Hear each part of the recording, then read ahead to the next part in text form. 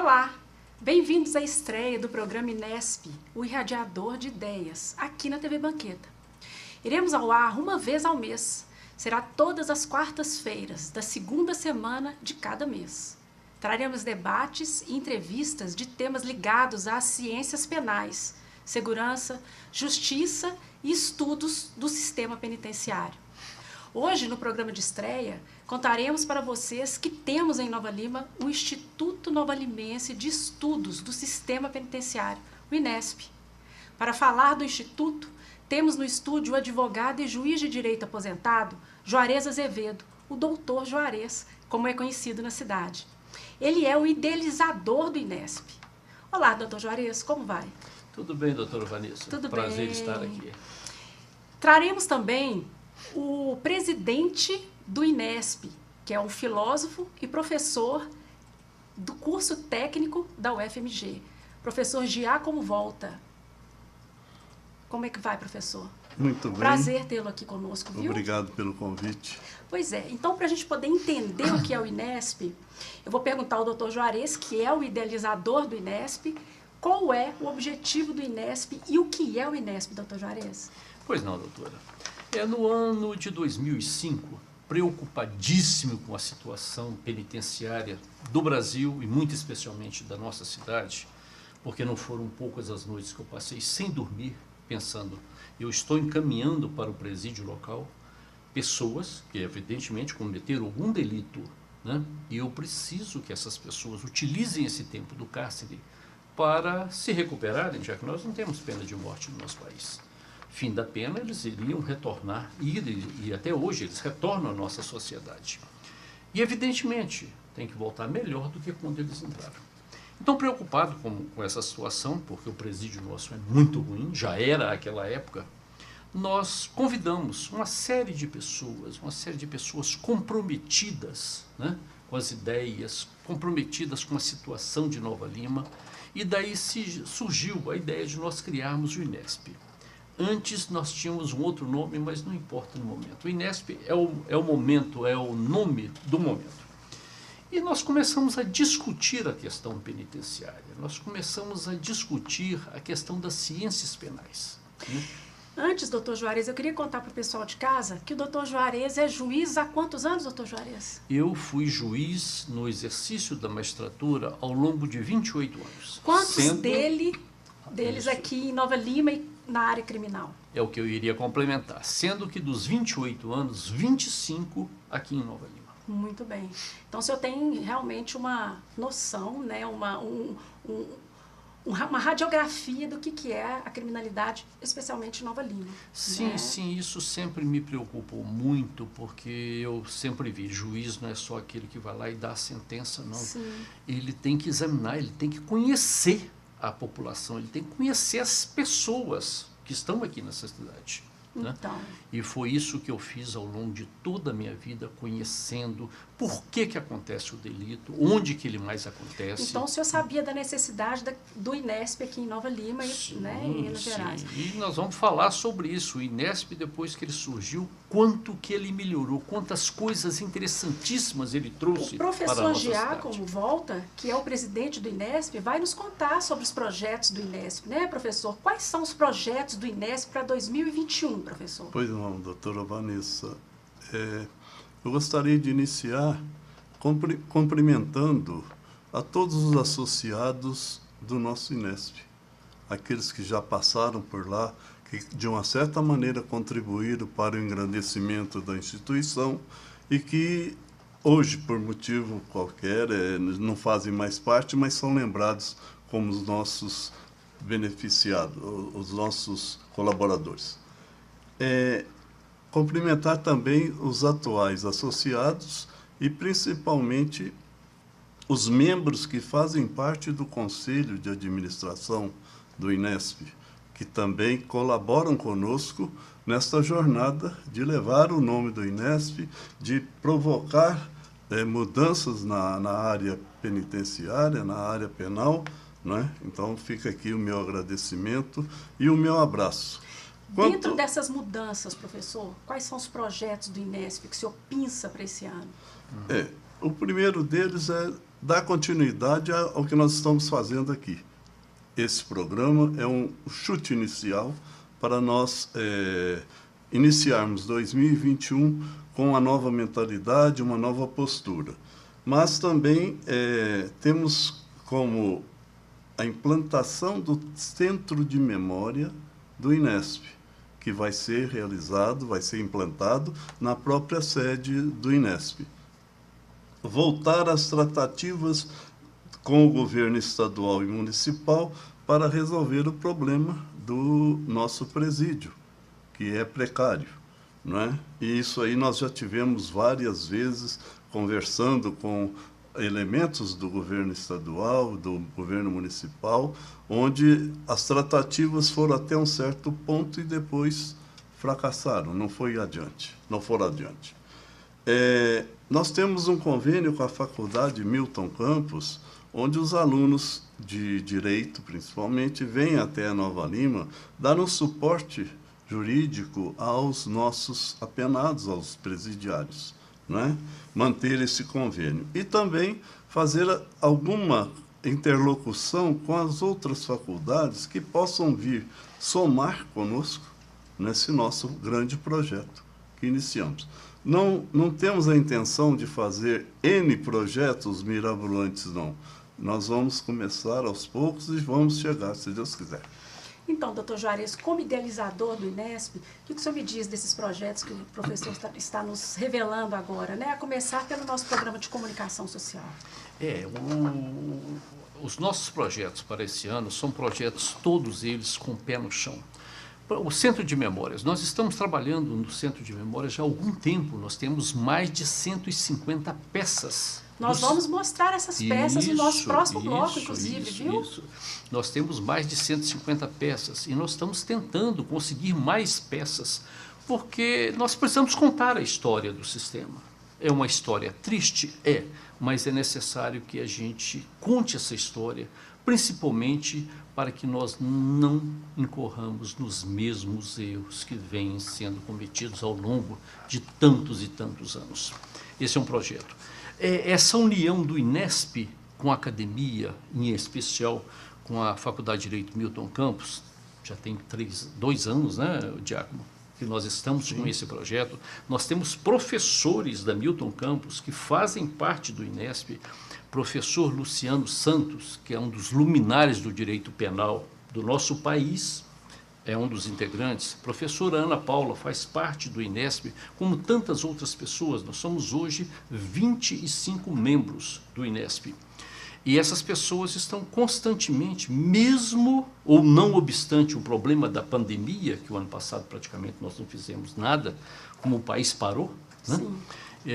Mas nós estamos sempre tendo contato e vamos continuar mostrando que é necessário essa ligação do INESP com a academia.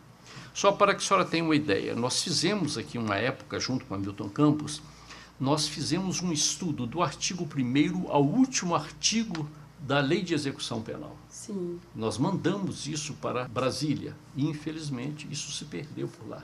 É um assunto que nós vamos trazer novamente para começarmos a discutir. Nós não podemos desistir só porque...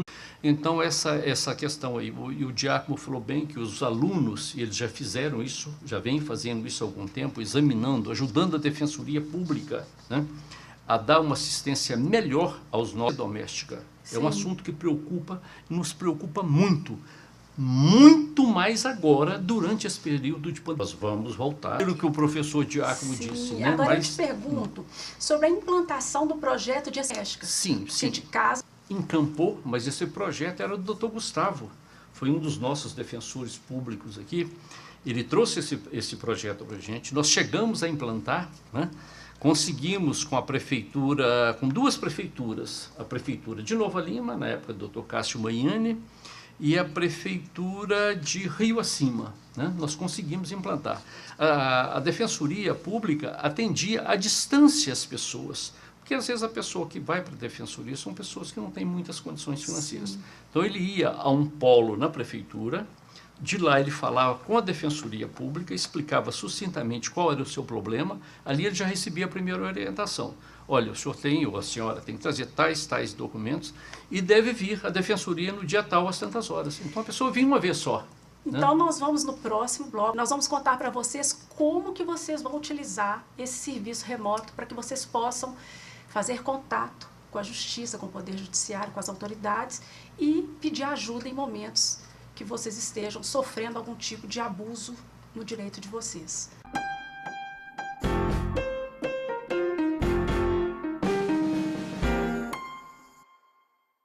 Com fome, fica muito difícil aprender. Por isso, vamos entregar milhares de kits pedagógicos para crianças e jovens e para suas famílias, cestas de alimentos e de material de limpeza. Assim, todos vão estudar protegidos e bem alimentados. Não é fácil, mas com a sua ajuda é possível. Criança Nota 10. Proteger a infância é acreditar no futuro. Apoio TV Banqueta. Fundado em 1980, o Hospital Nossa Senhora de Lourdes é filantrópico e sem fins lucrativos. E hoje atende a mais de 110 mil habitantes de Nova Lima, Raposos e Rio Acima. O Hospital Nossa Senhora de Lourdes, eu me sinto como se eu estivesse em casa. Só tenho que agradecer, sou muito bem tratada. Aqui eu tenho eles como se fosse a minha família. O Hospital Nossa Senhora de Lourdes é o único da região responsável pelo atendimento aos usuários do SUS, nos casos clínicos e cirúrgicos de média complexidade. Possui pronto atendimento adulto e pediátrico com funcionamento 24 horas, contando com plantonistas da pediatria, clínica médica, cirurgia, ortopedia, obstetrícia e anestesiologia. E ainda conta com serviço de hemodiálise e um centro de tratamento intensivo. Hospital Nossa Senhora de Lourdes, humanidade, carinho e atenção à vida.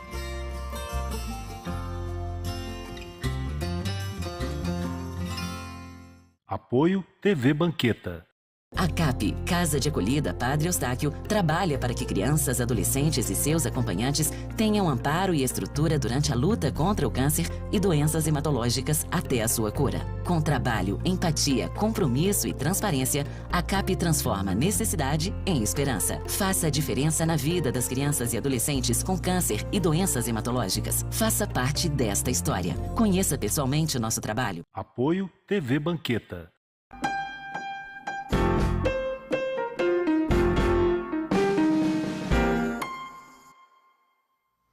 Estamos de volta. Mas antes de respondermos a pergunta que eu deixei para o Dr. Juarez, antes de irmos para o intervalo, eu preciso mostrar para vocês. Vocês viram um passarinho, né? Na nossa marca, na nossa vinheta, que é um beija-flor. Eu gostaria que o Dr. Juarez me contasse o porquê do beija-flor e eu vou apresentar para vocês a primeira peça do acervo de peças do INESP relativa às penitenciárias, que é o nosso ninho de beija-flor que está aqui. Doutor Juarez, por que esse ninho é o símbolo do INESP? Doutora Vanessa, quando eu ingressei na magistratura, na minha primeira comarca, eu tive que fazer um discurso. Sim. Né? E eu citei no discurso a lenda do beija-flor. A senhora conhece a lenda, mas eu vou colocar para quem não a conhece. Estava acontecendo um grande incêndio numa floresta. Sim. Né? E um beija-flor ia lá longe, pegava uma gotinha de água no seu minúsculo bico e jogava no incêndio. E outros pássaros ficaram ali gozando o beija-flor. Você acha que você vai apagar um incêndio? Você sozinho? O beija-flor parou e falou com ele, olha, eu estou fazendo a minha parte. Se todos vocês fizessem a parte de vocês, possivelmente nós iríamos combater esse incêndio. Tudo bem, isso faz parte, então, desde o ingresso, do meu ingresso na magistratura. Certo. E quando nós recebemos essa casa que hoje nós estamos, que nós vamos abordar esse assunto, sim, parece-me logo que em no seguida final, o professor vai nos falar o endereço. Então, um dia eu entro num dos cômodos dessa casa e qual não é a minha surpresa ao encontrar este ninho aqui. Né? E esse ninho estava em cima dessa lâmpada. E eu, gente, na mesma hora fiz uma associação. Falei, olha, esse beija-flor aqui está materializando a lenda que eu coloquei lá atrás. Ele está em cima de uma lâmpada que simboliza a luz, né? Sim. Que tira as pessoas das trevas Sim. Eu falei, olha, gente, esse ninho do beija-flor tem que ser o símbolo. Levei para o grupo e foi aprovado. E hoje está ele aqui Doutor ao nosso Juarez, lado. não foi só aprovado, não. Além de aprovado, ele foi muito sensível o que o pessoal da técnica aqui da TV fez com a nossa marca, sabe? Nós contamos com o Daniel, que o senhor me apresentou, inclusive, e ele fez a nossa marca com a lâmpada, né? E o Eli Guimarães, aqui da TV, e o Alessandro Pimenta fizeram essa perfeição, essa maravilha. A gente ficou muito emocionada, inclusive, porque essa história é uma história que dá início, que simboliza o que a gente está tentando fazer aqui neste programa de televisão. É uma coisa simples, mas é uma coisa que, se a gente for levando de um a um, nós vamos conseguir mostrar que a questão penal, a ciência penal, igual a gente está discutindo aqui, não é um assunto apenas para acadêmicos, é um assunto, inclusive, para as famílias dentro de casa, porque elas vão receber de volta aquela pessoa que foi condenada, que cumpriu a sua pena, que pagou aquilo que ele devia à sociedade e que vai voltar em condições idênticas a que ele saiu da sociedade. No momento que ele saiu para cumprir a pena, ele permanece como cidadão e volta como cidadão que deve ser acolhido por nós. Então, para que a gente consiga fazer esse acolhimento às pessoas, nós estamos com essa proposta de comunicação no INESP e que muitas pessoas vão passar por aqui, né, doutor Juarez? Muitas pessoas vão conhecer a nossa cidade, Minas e fora dela. Nós vamos trazer muitas informações para vocês. Mas então, vamos voltar para a nossa pergunta. O senhor está lembrado qual que é a nossa pergunta? Sim. É a que questão nós fizemos remota. aqui? Como é que vai ser a ligação das pessoas para a justiça, para poder pedir socorro? Como é que vai ser então, isso? primeiro, nosso agradecimento ao doutor Gustavo Dairel. Hoje ele está lá no norte de Minas, perto de Montes Claros, né? Trabalhando lá. É um grande defensor público, um grande ser humano, que inclusive foi homenageado no Conselho de Criminologia do Estado de Minas Gerais por causa desse projeto que ele trouxe para Nova Lima e que foi abraçado pelo INESP, né? Sim. Mas, antes de falar nisso, deixa eu mostrar a importância desse projeto. Um dia estava eu, numa sexta-feira, se não me engano, já no final da tarde eu recebo uma carta precatória para cumprir, que era para fazer uma audiência com uma pessoa que estava presa aqui. Eu precisava fazer uma audiência, que nós chamamos de audiência admonitória, para colocar esse ser humano, esse cidadão, em liberdade. Sim. Eu ligo para o presídio, não tinha veículo para levá-lo ao fora. Eu falei, suba e peça ao delegado, peça alguém para ajudar, né? Não tinha viatura da Polícia Civil, a Polícia Militar também estava empenhada. O que implica dizer isso? Essa pessoa iria ficar até o final de semana e mais, parece-me que segunda-feira também seria feriado. Mais alguns dias no cárcere, quando ele deveria estar em liberdade. Sim. E eu lembrei-me desse programa, que nós tínhamos uma TV no meu gabinete, nós tínhamos lá na Defensoria Pública, nós tínhamos no presídio e tínhamos em algumas prefeituras, nas duas prefeituras. Eu liguei para o diretor do presídio e falei, leve esse rapaz para a sala, que é a sala da OAB, que tem dentro do presídio. E combinei com a promotora, falei, doutora, tudo bem fazermos isso, que não existia ainda o que nós temos hoje. Hoje é informática, isso é normal, as audiências feitas à distância, né? Naquela época não era. Falei, doutora, tudo bem fazermos a audiência assim? Tudo bem.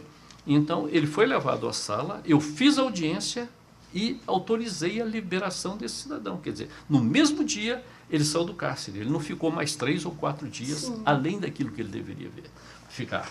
Então, veja a importância desse negócio. E voltando, então, para os dias de hoje, que faz parte de um dos projetos que o professor Diácono disse aqui, nós queremos, sim, voltar com esse projeto. Nós queremos atender, e eu conversei com a professora Ana Paula, da Milton Campos, com o professor Luciano, ambos me autorizaram a informar que isso faz parte do novo projeto que nós iremos, do novo convênio que nós iremos firmar agora com a Milton Campos, e os alunos, ao invés de saírem da Milton Campos para virem aqui em Nova Lima para atenderem as pessoas carentes, as famílias, os presos, e vamos conversar, evidentemente, com o Ministério Público, com a juíza, com a Defensoria Pública, eles poderão ser atendidos à distância. Sim. Então, de lá a pessoa faz o pedido, faz e é toda a peça. oportuno nessa época que a gente não está podendo ir aos lugares, justamente, né? Inclusive, eu até peço ao professor Giacomo para nos explicar, primeiro para nos dar o endereço do INESP. Onde ele funciona aqui em Nova Lima, professor? A sede do INESP está localizada na rua Dr. Cássio Magnani, 260, Centro, Nova Lima. como referência próximo ao Bicame. Mas vocês não estão recebendo pessoas lá agora, né? Como é que... Por enquanto, doutora, não estamos recebendo visitas, porque no ano passado ficamos paralisados pela pandemia. Este ano, também o ano passado, tivemos algumas invasões que depredaram um pouco o nosso prédio. Então, para receber a meia boca, nós vamos receber as pessoas com todo carinho e só depois que nós estivermos já prontos com o nosso centro de memória, né, que estamos também recuperando e vamos implantar o centro de memória. A casa é uma bela casa, né, professor? Como é que o Inesp, ele comprou a casa, ele recebeu de doação? Como é que foi essa questão dessa casa? A casa fica localizada numa área privilegiada com várias árvores, uma vista maravilhosa e bem dividida.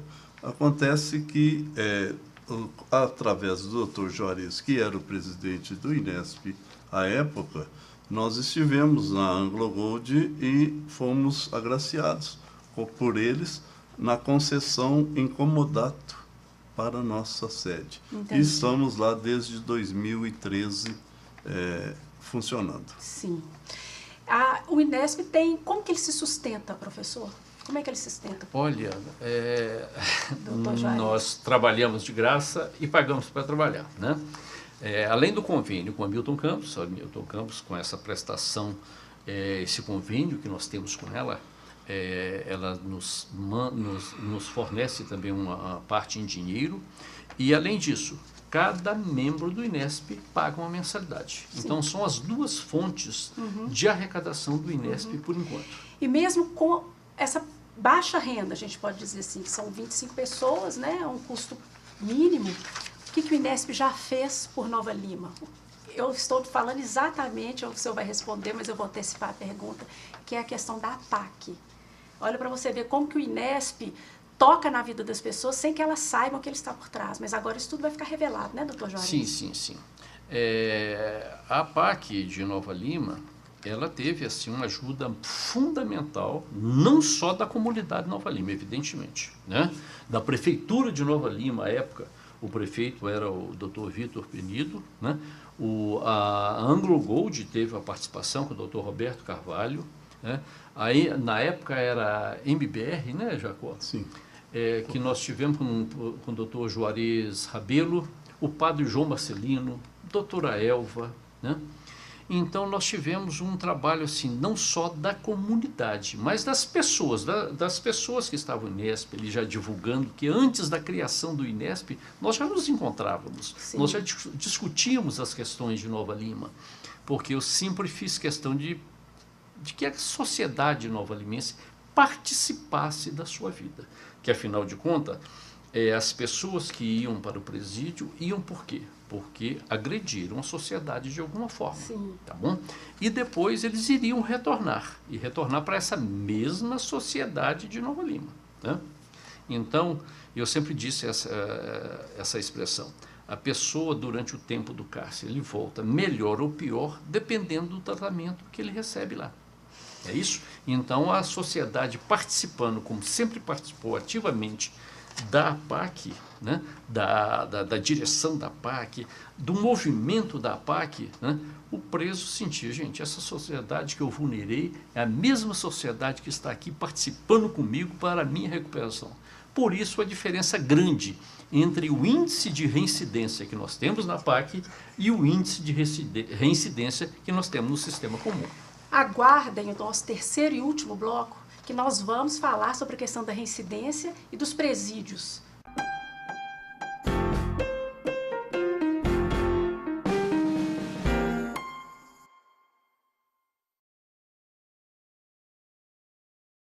Todos os dias, milhares de pacientes de Nova Lima, Raposo e Rio Acima procuram o Hospital Nossa Senhora de Lourdes para receber atendimento, sendo que 80% deste atendimento é pelo SUS. O Hospital Nossa Senhora de Lourdes é filantrópico e sem fins lucrativos, por isso precisamos de toda a ajuda possível. A sua doação é muito importante para a restauração do telhado do hospital, que é uma das necessidades emergentes. Quando você doa para o Hospital Nossa Senhora de Lourdes, você não estará ajudando somente a restaurar o telhado do hospital, mas também a recuperar milhares de vidas. Quem está lá dentro precisa da ajuda de quem está aqui fora. Você pode doar qualquer valor e, para a sua maior comodidade, a nossa equipe vai até você. Seja um amigo do Hospital Nossa Senhora de Lourdes. Envie a mensagem "Quero doar" para o número que aparece aí no vídeo e saiba como ajudar. Hospital Nossa Senhora de Lourdes. Humanidade, carinho e atenção à vida. Apoio TV Banqueta. A CAP, Casa de Acolhida Padre Eustáquio, trabalha para que crianças, adolescentes e seus acompanhantes tenham amparo e estrutura durante a luta contra o câncer e doenças hematológicas até a sua cura. Com trabalho, empatia, compromisso e transparência, a CAP transforma necessidade em esperança. Faça a diferença na vida das crianças e adolescentes com câncer e doenças hematológicas. Faça parte desta história. Conheça pessoalmente o nosso trabalho. Apoio TV Banqueta. Com fome, fica muito difícil aprender. Por isso, vamos entregar milhares de kits pedagógicos para crianças e jovens e para suas famílias, cestas de alimentos e de material de limpeza. Assim, todos vão estudar protegidos e bem alimentados. Não é fácil, mas com a sua ajuda é possível. Criança Nota 10. Proteger a infância é acreditar no futuro. Apoio TV Banqueta.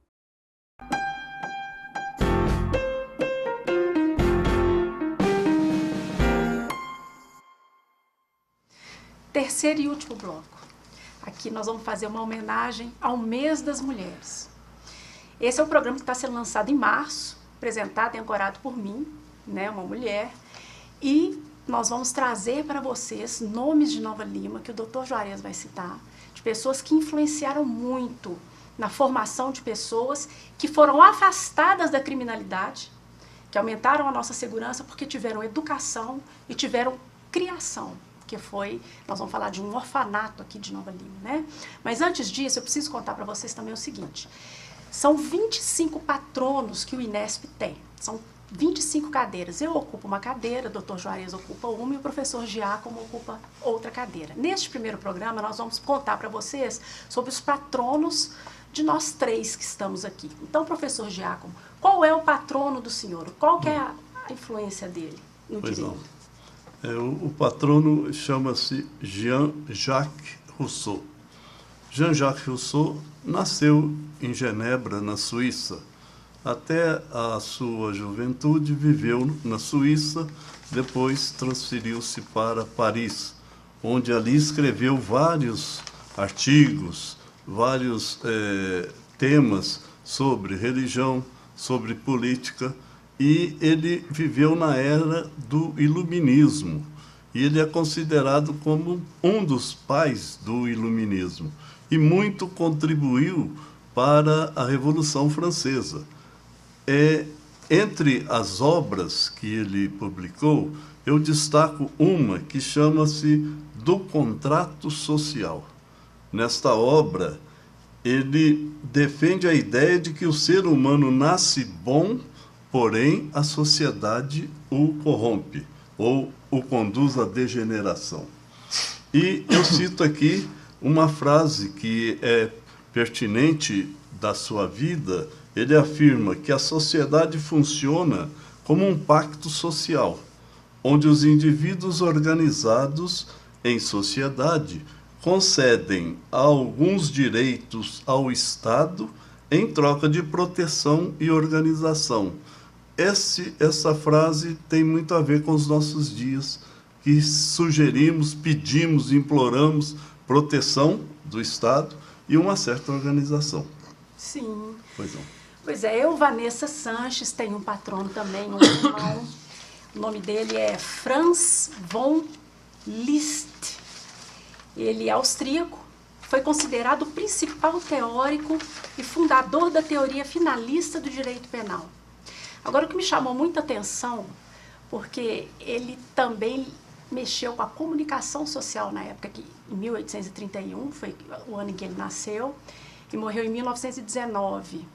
Ele foi um comunicólogo e trouxe para o direito penal informações importantíssimas que colaboram com o nosso próximo nome que nós vamos citar, que é o patrono da cadeira do Dr. Juarez, mas eu posso adiantar a vocês que ele falava o seguinte, que tem muito a ver comigo, eu sempre defendo muito esse tipo de leitura do direito.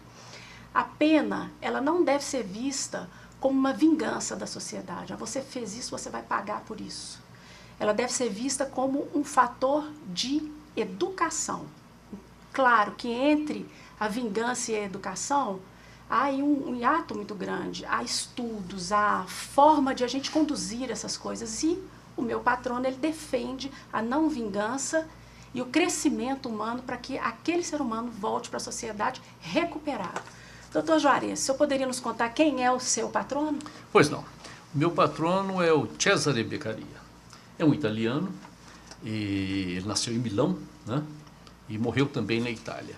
Esse homem, esse jurista, esse ser humano fantástico, ele veio mudar por completo a visão também no campo penal. Ele escreveu um muito pequeno livro, mas é considerado um gigante dentro da nossa área de atuação, dos delitos e das penas. Está aqui o livro. Oh, esse aqui foi, eu li esse livro em 2010, jamais poderia imaginar que eu estaria com ele aqui nas mãos hoje, falando do Beccaria. Por quê? Porque eu sou realmente uma discípula dele. Ao final do livro, eu anotei tanta coisa nesse livro, doutor Juarez, até nome de pessoas, que eu falava, gente, isso aqui tem a ver com fulano, isso aqui tem a ver com Beltrano, porque o livro, ele é vivo. E ao final, eu fiz a seguinte conclusão, isso em 2010, eu anotei lá, eu anotei o seguinte: o aperfeiçoamento da educação é o único meio eficaz de se prevenir crimes. Então ele fala, ele resume, ele fala, ele vai em todos os aspectos penais para ao final falar que nós precisamos de ter educação para a gente evitar que as pessoas cometam crimes, sejam presas e violem o direito de outras pessoas. Doutora Vanessa, eu professo uma doutrina que diz o seguinte: coincidência não existe. E mais uma vez a prova aqui está. Veja só, li o livro em 2010, nós estamos aqui em 2021, falando sobre estudos criminológicos, e hoje, quando nós vamos prestar uma homenagem a mulheres que participaram ativamente da educação de Nova Lima, a senhora vem e cita o patrono da minha cadeira. É verdade. Eu tenho para mim que nós só vamos mudar esse mundo com a educação. Sim. E para isso nós precisamos homenagear pessoas aqui de Nova Lima. Evidentemente que através dessas pessoas que nós iremos mencionar outros nomes, nós estamos homenageando a todas as mulheres possíveis, de todos os recantos, e muito especialmente aqui da nossa Nova Lima, evidentemente, né? A senhora poderia mencionar o nome dessas pessoas, doutora? A primeira que a gente soletra aqui praticamente, porque tem até que soletrar, que é a senhora Exaltina Tomásio Cruz. Eu tive a honra de conhecer a dona Exaltina. Quando eu cheguei aqui em Nova Lima, e mais uma coincidência que não existe, eu cheguei aqui em 1991. Nós estamos em março, eu cheguei em maio, né? Então, em maio agora eu completo 30 anos morando aqui em Nova Lima. E logo que eu cheguei, eu conheci a dona Exaltina. Por quê? A dona Exaltina dirigia a creche Menino Jesus. Então, veja, quantas e quantas crianças que a dona Exaltina, com o seu trabalho, com a sua dedicação, ajudou a não trilhar o caminho do crime. Isso é importante. Então, dona Exaltina, esteja a senhora onde estiver, receba as nossas homenagens e que continue a nos orientar, a nos ajudar a dar continuidade ao nosso trabalho. E a Escola Municipal, doutor Juarez, Dulce Santo Jones, que fica no bairro Santa Rita. Nós vamos citar o nome da diretora, que é a Vânia Lúcia Vito Silva, a supervisora Emiliana Gonçalves e as professoras Luciana Moraes Figueiredo e Elisete Helena Fernandes Lisboa. O que o senhor me diz dessas pessoas, doutor Juarez? Olha, voltando à frase inicial, né? Eu só acredito na transformação desse mundo para melhor, evidentemente, através da educação. E essas professoras, eu só não vou me colocar de pé aqui para falar dessas pessoas, que eu sempre fiz isso. Todas as vezes que eu me dirigi a uma professora, eu me coloquei de pé. tá? Em homenagem e respeito a essas profissionais. Que profissionais? Essas missionárias, que são realmente missionárias. E essas pessoas, essas professoras, o ano passado, Nova Lima conseguiu ter a maior nota do IDEB, essa escola, melhor dizendo, teve a maior nota do IDEB, por causa do trabalho da diretora, da supervisora e principalmente de 2 das professoras. Isso sem esquecer as demais professoras, as cantineiras, todas que trabalharam para que Nova Lima tivesse esse destaque no IDEB. Educação é que transforma. Obrigado, professoras, obrigado a todos que trabalham nessa escola pelo belo trabalho que fizeram. Apenas para atualização de todos nós, o IDEB é o Índice de Desenvolvimento da Educação Básica. Nova Lima alcançou o primeiro lugar nesse índice em 2020. Então, o que nós fizemos aqui hoje, nos comprometemos a fazer nos próximos programas, pois o INESP, o Irradiador de Ideias, volta ao ar com outro programa em abril, na quarta-feira da segunda semana de abril. Nós vamos falar sobre reincidência, sabe? Nós vamos falar dos estabelecimentos penais e de reincidência ao crime. Eu agradeço a participação do professor e filósofo Giacomo Volta, presidente hoje do INESP, do advogado e juiz de direito, doutor Juarez. O Giacomo me chamou a atenção aqui, é um ajudando o outro, claro, né? Porque claro. É a lenda do Beija-Flor. Sozinho a gente não faz nada, mas todos nada. juntos nós conseguimos fazer muita coisa. Pois não, Giacomo? Aproveitando o momento, agradecendo a presença aqui da doutora Vanessa, que também muito contribuiu para que esse programa fosse ao ar. E eu gostaria de agradecer especialmente ao Fred, à TV Banqueta, responsável pela TV Banqueta, ao Eli, Sim. que nos ajudou e muito, aos seus auxiliares, né? E o Fred muito gentilmente nos acolheu, como sempre quando fomos procurá-los, ele nos acolheu com a melhor boa vontade e nos concedeu um espaço mensalmente para que o INESP pudesse trazer à luz à sociedade alguns pontos que dizem respeito à própria sociedade. Muito bom, Giacomo. Eu só queria destacar, doutora Vanessa, a senhora falou que no próximo nós iremos falar sobre reincidência, Sim. o quanto que é importante. Sim. Eu estou aqui com o jornal O Tempo, do dia 29/1, agora Sim, desse sim. ano, né? Onde diz o seguinte: 1/3 dos detentos liberados reincidiram. Então vejam, é muita gente, é sinal de que o sistema penitenciário não está cumprindo a sua finalidade e nós temos que trabalhar para que isso aconteça. Vamos trabalhar para que a reincidência seja, se não for possível, zerada, pelo menos que fique próximo disso. Essa é a nossa proposta, contribuir para a segurança da nossa sociedade. Muito obrigada, um forte abraço.